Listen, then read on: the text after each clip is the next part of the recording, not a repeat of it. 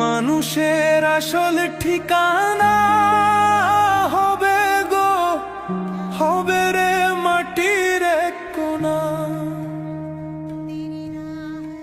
মানুষের আসল ঠিকানা